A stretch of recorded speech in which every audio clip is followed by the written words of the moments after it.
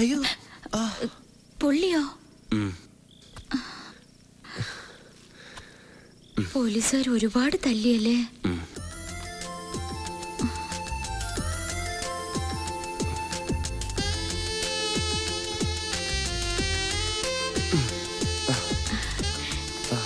രമേശ, ഞാനൊരു കാര്യം പറയട്ടെ.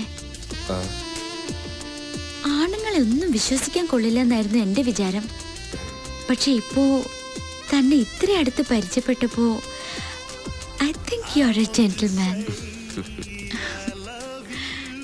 ലീഡർ KRന്റെ കൊച്ചുമോൾക്ക് ആദ്യമായിട്ടാ ഇങ്ങനൊരു ഫീലിംഗ്.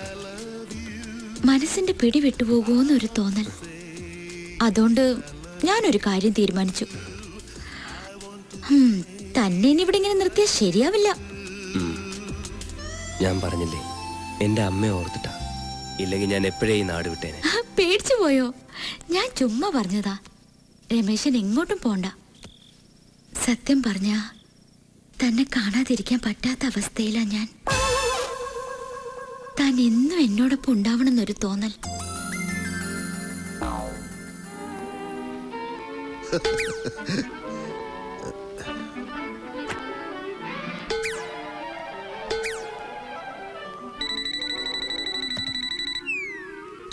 ഞാൻ ദിനേശനാണ്.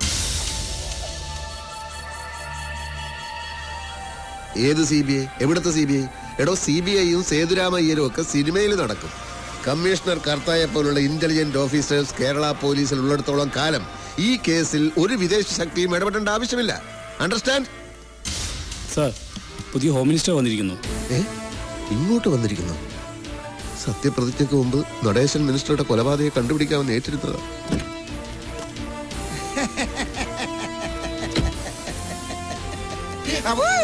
സുഖം തന്നെ അല്ലേടോ സാർ? ഒരു മുന്നറിയിപ്പില്ലാതെ പെട്ടെന്ന് ഇങ്ങോട്ട്. മിനിസ്റ്റർ തങ്കപ്പൻ അങ്ങനെയാണ്, സുനാമി പോലെ വരും പോകും. പോലീസ് ഡിപ്പാർട്ട്മെന്റ് എപ്പോഴും സ്മാർട്ടിഫിക്കേഷൻ ആയിരിക്കാൻ വേണ്ടിയുള്ള ഒരു സ്ട്രാറ്റജിയാണ്. സ്ട്രാറ്റജി എന്നെ പറയാൻ വന്നതും. സാർ, അകത്തോട്ടിരിക്കാം. അയ്യോ, വൈ നോട്ട്? എനിക്കങ്ങനെ തന്നിൽ താന്നവരെന്നോ വലിപ്പ ചെറുപ്പ വ്യത്യാസമോ ഒന്നുമില്ല. എവിടെ വേണമെങ്കിലും ഇരിക്കും. താനിരിക്കും. വാടോ. പറഞ്ഞിരുന്നെങ്കിൽ ഞാൻ അങ്ങോട്ട് വരുമായിരുന്നു. കേസ് അന്വേഷണത്തിനിടയിൽ നിങ്ങൾ തല്ലുകൊണ്ട് ദുരിതാശ്വാസ ക്യാമ്പിലായിരുന്നെന്ന് കേട്ടല്ലോ. അല്ല, ഞാൻ ഹോസ്പിറ്റലിലായിരുന്നു. അത് തന്നെ ഞാൻ ഉദ്ദേശിച്ചത്. ഈ പാർട്ടി ഹൈക്കമാൻഡിന്റെയും കൂട്ടുകക്ഷികളുടെയും നിർബന്ധം സഹിക്കാനാവാതെ വന്നപ്പോ ഞാൻ മന്ത്രി ആയെങ്കിലും നിങ്ങളെപ്പോലുള്ള പോലീസുകാരൊക്കെ എനിക്ക് മറക്കാൻ പറ്റുമോ? ഞാൻ നിങ്ങളെ നേരിട്ട് കണ്ട് അഭിനന്ദിക്കാൻ വന്നാണ്. എന്റെയും എന്റെ പാർട്ടിയുടെയും എല്ലാമായ നടേശൻ സാറിന്റെ ഘാതകനെ കണ്ടുപിടിക്കുന്നതിൽ കമ്മീഷണർ വളരെ ദൂരം മുന്നോട്ട് പോയിരിക്കുന്നു. രാവിലെ DGP വിളിച്ചു പറഞ്ഞു. അറിഞ്ഞ ഉടനെ ഹോസ്പിറ്റലിലേക്ക് പുറപ്പെട്ട. അപ്പൊ ഞാനാ പറഞ്ഞ് ഡിസ്ചാർജ് ആയി വീട്ടിലുണ്ടെന്ന്. ഹാപ്പി ന്യൂസ് കേട്ടപ്പം സന്തോഷമായി സർ. സാറിനെ അറിയിക്കേണ്ട, മിനിസ്റ്റർ തന്നെ നേരിട്ട് പറഞ്ഞോളാം പറഞ്ഞു. മണ്ണെണ്ണ കലർത്തിയ പെട്രോൾ ഒഴിച്ച ഓടി അലർന്ന ഓട്ടോറിക്ഷ നിങ്ങൾ അന്ന് പറഞ്ഞപ്പോ ഞാൻ നിങ്ങളെ പുച്ഛിച്ചു. പക്ഷെ ഇപ്പൊ I am understand. You are very violent. Intelligent എന്നാ ഉദ്ദേശിച്ചത്. എന്തോ അതന്നെ. അപ്പൊ ഓട്ടോറിക്ഷ കണ്ടെത്തി സാർ. ഇന്ന് രാവിലെ ഡ്രൈവറെ കസ്റ്റഡിയിൽ എടുത്തിട്ടുണ്ട്. അയാളെ ക്വസ്റ്റ്യൻ ചെയ്തു സാർ. ഓട്ടോയിൽ വന്ന ആളെ തിരിച്ചറിഞ്ഞിട്ടുണ്ട്. ആരാണ് അയാൾ? സാർ സംശയിച്ച ആള് തന്നെ. ഇനി എത്രയും പെട്ടെന്ന് പ്രതി അറസ്റ്റ് ചെയ്യണം. ഞാൻ മന്ത്രി കസേരയിൽ കയറി ഉടനെ ഈ കേസ് തെളിയിക്കാൻ പറ്റിയാൽ അതെനിക്കൊരു സ്റ്റാറ്റിഫിക്കേഷനാ. എന്റെ വക ഒരു പ്രൊമോഷൻ കമ്മീഷണർ കർത്താക്കി. സാർ, കർത്താ സാറിന്റെ കൂടെ ഇൻവെസ്റ്റിഗേഷനിൽ ആക്റ്റീവായിട്ട് ഞാനും ഉണ്ടായിരുന്നു. തനിക്ക് ഉണ്ടോ പ്രൊമോഷൻ? എന്നും ഇങ്ങനെ വെറും CI ആയിട്ട് ഇരുന്നാ മതിയാ? ഒരു ASI ഒക്കെ ആവണ്ടേ? വള്ളറക്കടോ, വണ്ടി ഇറക്കടോ. താൻ ASI ആയാൽ എനിക്കത് വലിയ സർട്ടിഫിക്കേഷൻ ആയിരിക്കും. എന്നെ വിശ്വസിക്കണം സർ, ഞാൻ പറഞ്ഞതെല്ലാം സത്യമാണ്. ഓക്കെ. അപ്പൊ നന്ദിനി മിനിസ്റ്ററുടെ പേഴ്സണൽ ബംഗ്ലാവിൽ പോയിട്ടില്ല, അദ്ദേഹത്തെ കണ്ടിട്ടില്ല, അദ്ദേഹത്തിന്റെ കൊലപാതകവുമായി യാതൊരു ബന്ധവുമില്ല അല്ലേ? ഇല്ല സർ.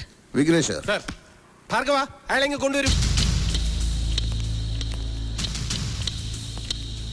ഇയാളെ അറിയോ?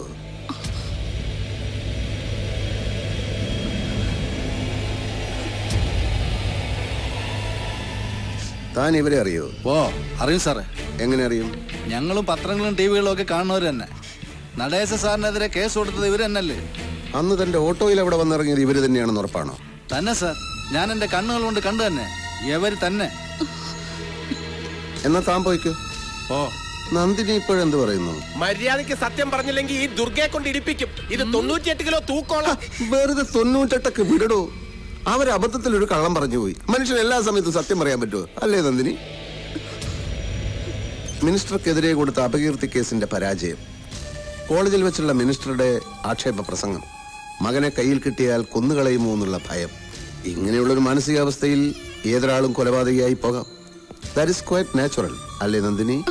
ഇല്ല സർ, ഞാൻ ആരെയും കൊന്നിട്ടില്ല. പിന്നെ നിങ്ങൾ എന്തൊരു ഗസ്റ്റ് ഹൗസിൽ പോയി? സംഭവം നടന്ന ദിവസം 7:15 സിറ്റി ഹോസ്പിറ്റലിൽ നിന്ന് നിങ്ങൾ മിനിസ്റ്ററുടെ സെൽഫോണിൽ വിളിച്ചിരുന്നു. വേണ്ട നന്ദിനി, കള്ളം പറഞ്ഞ് അധിക നേരം പിടിച്ചു നിൽക്കാമെന്ന് വ്യാമോഹിക്കേണ്ട. എന്തിനാണ് നിങ്ങൾ മിനിസ്റ്ററെ വിളിച്ചത്? മറ്റൊരു വഴി ഇല്ലാഞ്ഞിട്ട്. ഞാനൊരു വഴി പറയാം. പറയുമ്പം അഭിമാനക്കുറവായി തോന്നും. പക്ഷെ ഈ അവസ്ഥയിൽ ഞാൻ ആലോചിച്ചിട്ട് വേറെ ഒരു പോംവഴിയും കാണുന്നില്ല.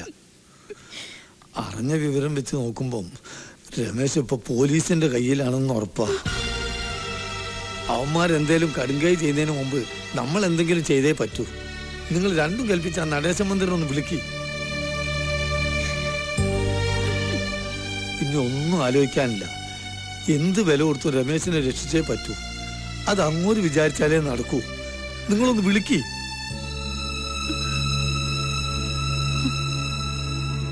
ഞാൻ വിളിച്ചു. എന്റെ മോൻ അയാളുടെ പേഴ്സണൽ കസ്റ്റഡിയിലാണെന്നും ഗസ്റ്റ് ഹൗസിൽ ചെന്ന് മാപ്പ് പറഞ്ഞാൽ കൊല്ലാതെ വിട്ടയക്കാമെന്നും പറഞ്ഞു. അതനുസരിച്ച് നിങ്ങൾ അവിടെ പോയി. അതിനു മുമ്പ് അവിടെ പോയിട്ടുണ്ടോ? ഇല്ല, പക്ഷെ സ്ഥലം അറിയായിരുന്നു. ഗസ്റ്റ് ഹൗസിൽ ചെന്നപ്പോ മുൻവശത്തെ ഗേറ്റ് അടച്ചിരിക്കുകയായിരുന്നു അല്ലേ? ഓട്ടോറിക്ഷക്കാരനാണ് പിൻവശത്തെ ഗേറ്റ് കാണിച്ചു തന്നത്. അതെ. അകത്തെത്തിയപ്പോഴാണ് അത് നിങ്ങളെ കയ്യിൽ കിട്ടാനുള്ള ട്രാപ്പായിരുന്നു എന്ന് നിങ്ങൾക്ക് മനസ്സിലായത്. നന്നായി മദ്യപിച്ചിരുന്ന മിനിസ്റ്റർ നിങ്ങളെ കടന്നു പിടിച്ചു. പിടിവലിക്കിടയിൽ തെറിച്ചു വീണ അയാളെ നിങ്ങൾ വാനിറ്റി ബാഗിൽ എപ്പോഴും കൊണ്ടു നടക്കാറുള്ള കത്തിയെടുത്ത് പുറകിൽ നിന്ന് ആഞ്ഞു കുത്തി. പിന്നെ ആരാ കൊന്നത്? എനിക്കറിയില്ല സർ. ഞാൻ അവിടെ ചെന്നപ്പോ മിനിസ്റ്റർ രക്തത്തിൽ കിടന്ന് പിടയ്ക്കായിരുന്നു. ഇത് ഞാൻ വിശ്വസിക്കണം അല്ലേ? ഈശ്വരനാണ്, ഞാൻ പറഞ്ഞത് സത്യമാണ്. ഗസ്റ്റ് ഹൗസിൽ പോയിട്ടേ ഇല്ലെന്ന് പറഞ്ഞ നന്ദിനി ഇപ്പൊ കുത്തുകൊണ്ട് പിടയ്ക്കുന്നത് കണ്ടു എന്ന് വരെ എത്തി. നിഷേധിക്കാനാവാത്ത അടുത്ത തെളിവുകൾ ഞാൻ നിരത്തുമ്പോ നിങ്ങൾക്ക് സത്യം പറയേണ്ടി വരും. കൊലയിൽ പങ്കുണ്ടെന്ന്. തൽക്കാലം പോയിക്കോളൂ.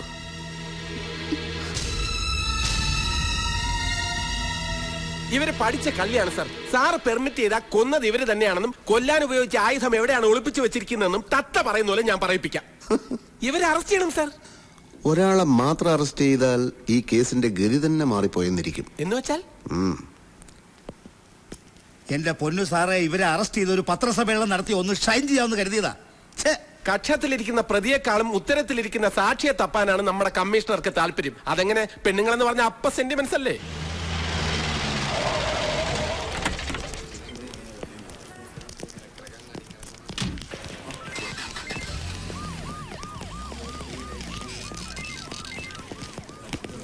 സാറിന് 100 ആയുസാ. അത്രയും വേണോ മിസ്റ്റർ അലക്സ് പോൾ? 100 കൊല്ലം കഴുതിയായിട്ട് ജീവിക്കുന്നതിനേക്കാൾ 6 കൊല്ലം സിംഹമായിട്ട് ജീവിക്കുന്നതാണ് എനിക്കിഷ്ടം. അല്ല സാർ ഇപ്പൊ എത്തുന്നും പറഞ്ഞ ഐജി അത് നാവ് വായിൽ കിട്ടതേ ഉള്ളൂ. അതൊന്ന് പുറത്തേക്ക് എടുപ്പിക്കാൻ പറ്റുമെന്ന് ഞാനൊന്ന് നോക്കട്ടെ. ഇനിയും പ്രശ്നം ഉണ്ടാക്കിയ ഹോം മിനിസ്റ്ററുടെ പാർട്ടിക്കാരാണ് നോക്കേണ്ട ആവശ്യമില്ല.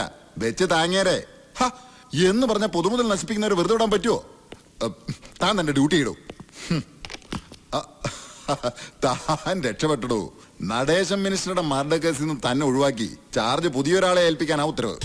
സർ, തന്റെ അന്വേഷണം തൃപ്തികരമല്ലെന്നും പ്രതികളുടെ സ്വാധീനത്തിന് വശംവദനായി അന്വേഷണത്തിന്റെ ലൈൻ മാറ്റി യഥാർത്ഥ കുറ്റവാളികളെ രക്ഷിക്കാൻ ശ്രമിക്കുകയാണെന്നാണ് ആക്ഷേപം. ആരുടെ ആക്ഷേപം? ആരൊക്കെയോ DGPയോട് പരാതിപ്പെട്ടിട്ടുണ്ട്. ഈ ആരോപണം ശരിയല്ല sir. I'm confident. I'm on the right track. അതൊന്നും ഇനി പറഞ്ഞിട്ട് കാര്യമില്ല. ഇതുവരെയുള്ള റിപ്പോർട്ടുകൾ DYSP അലക്സ് പോളിന് കൈമാറാനാണ് ഉത്തരവ്. അലക്സ് പോളിന്? ഞാൻ പറഞ്ഞില്ലേ സാർ, ഇത്രയൊക്കെ ഉള്ളൂ ഡിപ്പാർട്ട്മെന്റിന്റെ കാര്യം. ഇവിടെ ആത്മാർത്ഥതയ്ക്ക് ആട്ടിൻ സൂപ്പിന്റെ വില പോലും ഇല്ല. സാറിന്റെ സ്ഥിതി ഇതാണെങ്കിൽ എന്റെയൊക്കെ ഗതി എന്തായിരിക്കും? റിസൈൻ ചെയ്തിട്ട് വല്ല കപ്പലണ്ടി കച്ചവടം തുടങ്ങിയാലോ എന്ന് ആലോചിക്കുക. കപ്പലണ്ടി കച്ചവടം അത്ര ലാഭമുള്ള ബിസിനസ് അല്ല സാർ. അതല്ല സാർ, സാറിന്റെ കീഴുദ്യോഗസ്ഥനെ സാർ അന്വേഷിച്ചുകൊണ്ടിരുന്ന കേസിന്റെ ചുമതല ഏൽപ്പിക്കുക എന്ന് പറഞ്ഞാൽ? നമ്മുടെ ജോലിയുടെ സ്വഭാവം അനുസരിച്ച് നമ്മൾ അത്ര പെട്ടെന്ന് ഡിസ്പിരിറ്റഡ് ആവാൻ പാടില്ല. ഡിപ്പാർട്ട്മെന്റിനെ ബോധ്യപ്പെടുത്താൻ വേണ്ടിയല്ല ഞാൻ ഈ കേസ് ഏറ്റെടുത്തത്. എന്ത് വന്നാലും ഈ കേസിൽ നിന്ന് ഞാൻ പിന്മാറില്ല. ഒഫീഷ്യലായിട്ടല്ലെങ്കിലും ഇൻവെസ്റ്റിഗേഷൻ തുടരും. തന്റെ സഹായം എനിക്ക് വേണ്ടി വരും. സർ